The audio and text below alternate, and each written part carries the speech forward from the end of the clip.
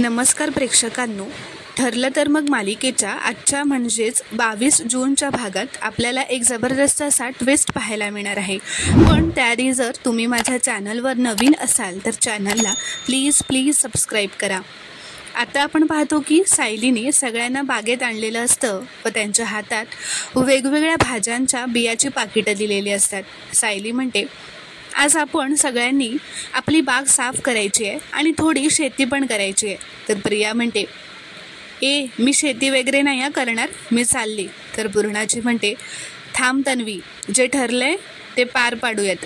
तर अश्विन म्हणतो, पण ही शेती बिती करायची काही गरज आहे का? बाहेर केवढा पाऊस पडतोय, हात सगळे चिखलाने बरबटतील. तर सायली म्हणते, अश्विन भाऊजी, असं कसं म्हणताय तुम्ही? आपण जे अन्न खातो त्याचं बीज कुठल्या तरी शेतकऱ्याने पेरलेलंच असतं ना.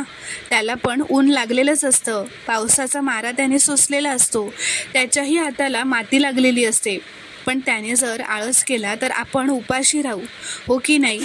पण आपल्या घरात कोणीतरी हा विचार करतच नाही आहे, असं ती प्रियाकडे बघून म्हणते. इथे शेतकऱ्याने केलेल्या मेहनतीची कोणाला कदरच नाही आहे, असं ती प्रियाकडे बघत म्हणते. तर प्रिया म्हणते, पुरे मुद्दा माझ्या लक्षात आला आहे. तर सायली म्हणते, अगं इतक्यात पुरे कसं? त्या शेतकऱ्यांचे कष्ट आपण अनुभवत नाही आहेत ना, तोपर्यंत काय कळणार आहे आपल्याला त्यांनी किती मेहनत केली आहे ते. आणि जोपर्यंत आपण स्वतः घाम गाळत नाही ना, तोपर्यंत शेतकऱ्याने गाळलेल्या एका घामाची किंमत आपल्याला नाही कळणार आहे. आणि मग तू भाजीला नाक मुरडून ताट बाजूला करण्याआधी 10 वेळा विचार करशील प्रिया.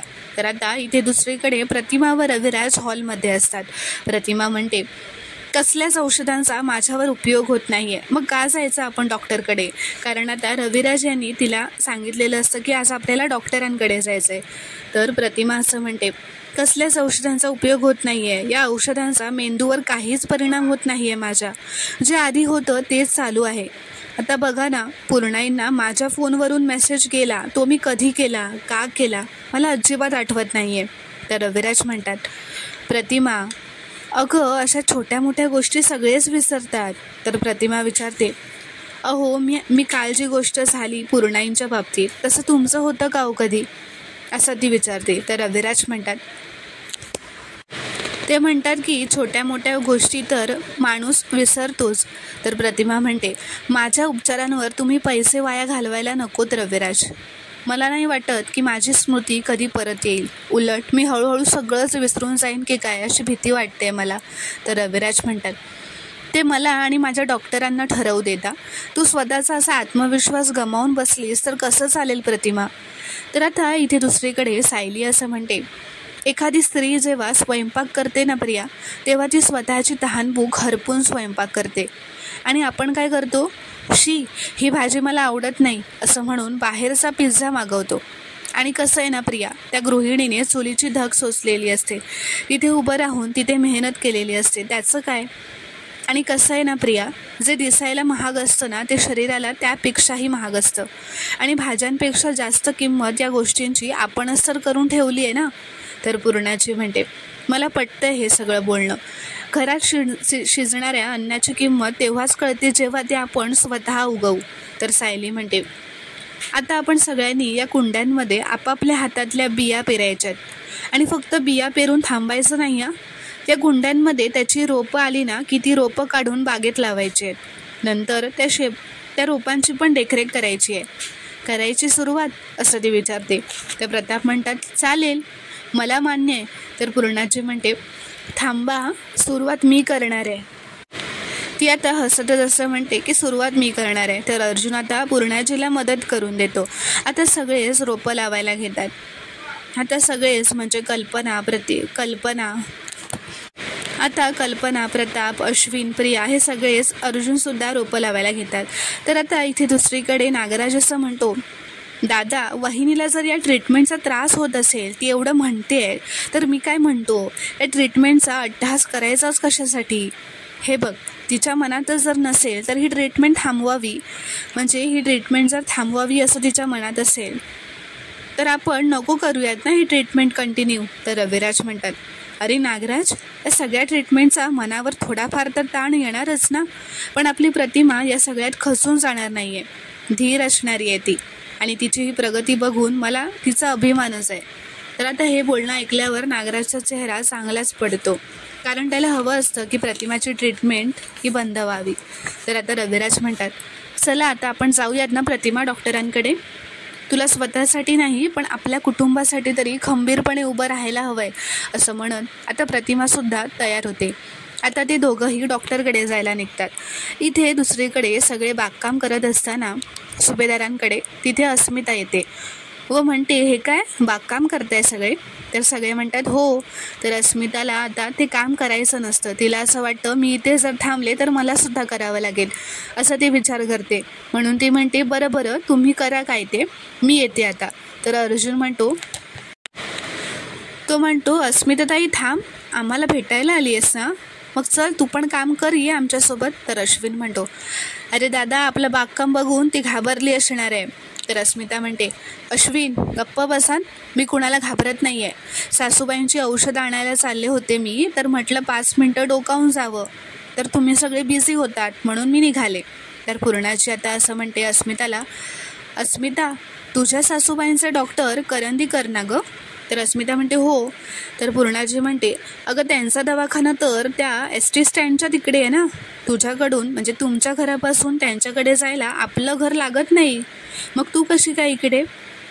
असं पूर्णाजी आता तिला उलटच विचारते आणि सगळेच गालात लागलात हसत असतात अस्मितावर. तर आता अस्मिताला काय खोटं बोलावं हे कळत नसतं, कारण ती पकडली गेली असते, तिला काही सुचत नसतं. तर अर्जुन आता मुद्दामच तिची मजा घेण्यासाठी म्हणतो, अस्मिता ही खरं सांग, तू इथे नाश्ता करायला आली होतीस ना? तर सगळे हसू लागतात तिच्यावर.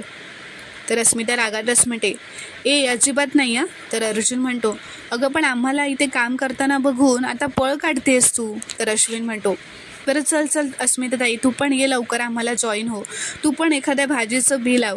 तर सगळे हसू लागतात. तर अस्मिता म्हणते, मी असलं काही करणार नाही आहे, म्हणजे आता अंग मेहनत नाही ना जमणार मला. तर सगळेच आता अस्मिताची मजा घेत असतात. प्रताप पण म्हणतात, अगं मग अंग मेहनत करू नकोस, एक कुंडी घ्यायची, त्यात माती टाकायची आणि बिया टाकायच्या, बस. तर अस्मिता म्हणते, काय डॅड तुम्ही पण आता या दोघांमध्ये सामील झालात का? असं म्हणून आता प्रताप, अश्विन, अर्जुन सगळेच हसू लागतात. तर आता अस्मिता असं म्हणते, आणि डॅड तसंही ना मी आता नेल्स करून घेतलेत हा. तर अश्विन म्हणतो, आमची नखं तर आपोआपच वाढतात बाबा. तर अस्मिता म्हणते, हो मी चांगलंच म्हणते की मी पेडिक्युअर करून घेतलंय, मी नेल्स करून घेतलेत हल्ली, त्यामुळे मी हे काम करू शकणार नाही. ती म्हणते की मी अशा ब्युटी ट्रीटमेंट्सला ना खूप पैसे आणि वेळ लागतो हा. माझ्या सासूबाईंनी खास ब्युटी ट्रीटमेंट एजन्सीमधून एक मुलगी मागवली होती, तिने सगळं केलं आहे माझं, त्याला भरपूर पैसे लागतात, त्यामुळे मी काही झालं तरी माझ्या स्किन आणि नेल्सला काहीच होऊ देणार नाही आहे. तर आता हे सगळं ऐकताना सायलीच्या डोक्यात एक आयडिया आलेली असते. ती आता कसला तरी विचार करत असते. तर ती जोरातच असं ओरडते की सुचलं, असं म्हणते ती.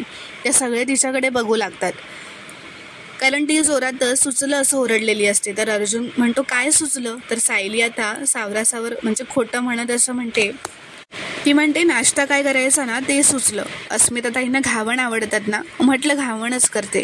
तर अस्मिता खुश होते व ठीक आहे म्हणत आत जाते. तर आता रात्री अर्जुन व सायली त्यांच्या खोलीत येतात. अर्जुन आता सायलीला जोरातच आत घेऊन येतो, घाईघाईत म्हणतो, चल आता पटकन सांग, तू काय सांगणार होतीस दुपारी? तू आज गार्डनमध्ये असताना ओरडलीस ना, सुचलं तेच विचारतोय, काय सुचलं ते सांग. मला माहिती आहे तू मेन्यूबद्दल तर बोलत नव्हतीस हा. तर सायली म्हणते, तुम्हाला माझ्या मनातलं सगळं कळतं ना? तर अर्जुन म्हणतो, हो ते तर कळतंच, पण काय सुचलं ते सांग. तर सायली म्हणते, एका साक्षीकडे त्या पेंडंटचा जो तुकडा आहे का, हे आपल्याला शोधून काढायचं आहे ना. म्हणजे त्या साक्षीकडे आपल्याला जो मिळाला आहे पेंडंट, त्याचा अर्धा तुकडा तिच्याकडे आहे का हे आपल्याला शोधून काढायचं आहे ना. मग ते कसं शोधता येईल हे सुचलं आहे मला, असं ती अर्जुनला म्हणते. तर अर्जुन विचारतो कसं? तर सायली आता त्याला सगळं एक्सप्लेन करू लागते व त्याला सांगत असते. तर प्रेक्षकांनो, आता पुढील भागात काय घडणार हे पाहणं खूपच रोमांचक ठरणार आहे. सायली व अर्जुन आता त्या दागिन्याचा तुकडा साक्षीचाच आहे का हे शोधून काढण्यासाठी कुठला नवीन प्लॅन करणार आहेत हे पाहणं आता खूपच रोमांचक ठरणार आहे. त्यामुळे पुढील भाग नक्की पहा. व्हिडिओ पूर्ण बघितल्याबद्दल धन्यवाद. व्हिडिओ आवडल्यास कॉमेंटमध्ये नक्की कळवा व चॅनलला प्लीज सबस्क्राईब करा.